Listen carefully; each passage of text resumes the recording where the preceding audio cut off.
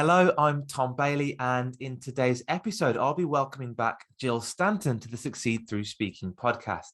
Now, for those of you that don't know Jill already, first of all, where have you been? But she's the creator of the Millionaire Girls Club and the co-founder of the brand's Wealthy Course Creator and Screw the 9 to 5. Both her and her husband, Josh, help digital course creators and coaches change more lives, create a bigger impact, and make more money than they know what to do with. So Jill, hello, and a very warm welcome back to today's episode. Thanks for having me. No, episode 100, such a big milestone for you, man. In fact, episode 100. And Jill, if you don't know already, was episode number 1 as well. So it's great to have her back and get this milestone off. Fantastic. So just out of interest then, Jill, whereabouts are you hanging out in the world right now? I'm currently in the Cayman Islands. Awesome. Kicking it in the tropics. Just recently moved, I understand? Yeah, we moved about 4 months ago. Wow, amazing. What a life. Thank you so much. And let's get straight into it then. So the title for today's episode is How to Become a Wealthy Course Creator. And Jill is going to show us how to do that in just 7 minutes. So no pressure. Wouldn't that be amazing if that was actually a thing you could do? Yeah. So first question for you today is, who are your ideal clients? Yeah. So for us, it's typically experienced course creators and coaches. So someone who is in the information space, in the transformation space, they typically have an offer that is either proven or they have an audience who's just waiting for them to launch their first program. So we really work with those people to have bigger live launches with way less stress. Amazing. Fantastic. And such a big need as well. I know it very well myself. Big time. I wish we had it when we were coming up the ranks, because it probably would have saved a lot of day drinking and a whole lot of ugly crying. So it would have been nice. Ugly crying, day drinking, all the rest of it. And when you first meet your clients, what would you say is typically the biggest challenge that they face? I would say typically, they think it's external things like a sales strategy or ads or a funnel or growing their audience, but mostly it typically comes down to like a fear of rejection, a fear of failure, fear of judgment, fear of success. And so there's a lot of things that internally hang us up that we project as like external circumstances or things that aren't going well for us, but always boils down to, really, when you get to it, always the thoughts we think about the things we're experiencing. Amazing. And do you tend to focus there first to get the foundations built internally before the rest of it? Well, I do. The beauty of Josh and I teaming up is he's very outer game and I'm all inner game. So we are a beautiful balance and harmony for our clients. So I do mindset sessions where I do a lot of hot seats with them. And then Josh right now is doing sales coaching with them. So we really try to hit both inner and outer, but I'm a true believer that, a strong inner awareness and a strong inner game is always going to take you way further than any kind of the moment strategy. But I don't think you always start there, right? Like a lot of people, I myself and Josh included, like came into it being like, okay, how can we make as much money as possible in as fast of a turnaround as possible? And I think a lot of people start there and they kind of overlook the mindset piece, but it only takes you burning out or hitting your first road bump to make you realize that inner game piece is absolutely paramount to your success. So let's dive into that inner game piece a little bit more. So I guess if you don't get the inner game right, what impact might that have on either them or their business? Well, typically what I see is it causes people to either play small, to self-sabotage, to count themselves out before they even get started, to give up earlier than they should. Not that they should ever give up, but you know what I mean? And just really like not enjoy themselves, their business, and their life. And so often it's almost like unnoticeable. Like it's noticeable because it's painful and you can't understand why you keep repeating the same patterns, but it typically stems down to beliefs you believe so hard you don't even realize their beliefs, or they're what is keeping you stuck. And so typically that happens as you kind of drill down and you start asking like, why do you think that? Or where does that come from? Or where did you learn that? And then from there, a whole like new world opens up where you can start to build awareness around, some of these annoying little habits or patterns or beliefs that no longer support you, that you need to kind of peel away and upgrade. Fascinating. Thank you. Completely agree with that. And the next question then from me is question number 4. And that is, what is one piece of valuable advice that you might give to somebody to really help them move forward and solve this problem? for inner game, like for mindset specifically? Yeah, mindset, especially when it comes to wealthy course creation.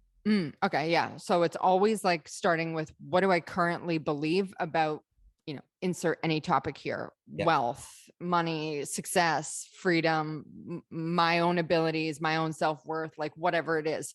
Asking yourself what you currently believe and getting clear on that. And the reason that's so important is because as those beliefs and those thoughts come up again, and they will until you're really like consciously working on them, you can start to spot them or catch them, as I call them. So as you get clear on what you currently believe, when those disempowering or non-supportive beliefs come up again, and again, they will, you can catch them in the moment and then consciously choose to, I say, cancel them. Like I say, cancel out loud, like a giant weirdo, because I'm so committed to this process, and then kind of replace them or correct them with the new belief you want to believe that is in support of where you want to go, what you want to do, what you want to create, what you want to experience, and who you want to be. Great. I love it. Such valuable stuff. And the next question then following on from this is, if somebody's listening to this message and they want to create a course, or they've been putting it off for a few years, let's say, what's one valuable resource that you can share with people to really help them get started in course creation? I mean, there's so many. So it depends. Like if you want to take a course or whatnot, there's so many out there, but we have just like a quick $37 workshop series called Course Creators Funnel, which will help people create like a mini course that they can start to sell 24/7 to get customers. We're big believers in really customer acquisition over just free lead acquisition. And so I believe this is one of the easiest ways to do that, is to have like this starter course or a mini course that you can sell on Evergreen 24/7 and really build an audience of customers. So I would always say start there, but also if you listen to our podcast, Wealthy Course Creator, before we rebranded the name, it used to be called Screw the 9 to 5. And we have a ton of episodes around creating programs, creating courses, what you need to do before you even think about that, how to get clear on your niche, your target customer, what problem you solve, the transformation. Like there's so many things that obviously go into it that is so hard to break down in a 7-minute episode. But if I could distill it down to one thing, like the most important thing for you to get clear on is like, who do you serve and how do you serve them? Like what problem do you solve? What transformation do you provide? Who is that for? And how can you get in front of them? Absolutely. And just because you mentioned the podcast and the mini course, what I'll do is I'll post links to both of those in the show notes. And I believe you've also got a new mastermind to talk about today. If you can just mention that as well for us, that'd be great. Yeah. So Launch Mastermind is for course creators and coaches who run live launches or want to run a live launch and want to, well, we call it pay to play launches. So it's very much paid on the front and the back end style of launching. So a lot of people teach, just have a freebie or a webinar or a video series or a free challenge or whatever it is. And, hopefully if you do it right, 3 to 5% of those people will convert into your signature offer. Josh and I are just so over that outdated device. So we teach how to create pay to play launches, which is low entry cost virtual events, essentially, whether that's a challenge, a boot camp, a mastermind, a workshop, whatever that is for you, a clinic. You charge a small amount on the front end. So you're working with customers inside of your launch. So, the goal is to get your launch self-liquidating or even into profit before you even open up enrollment for your signature offer. That way you can just go bigger.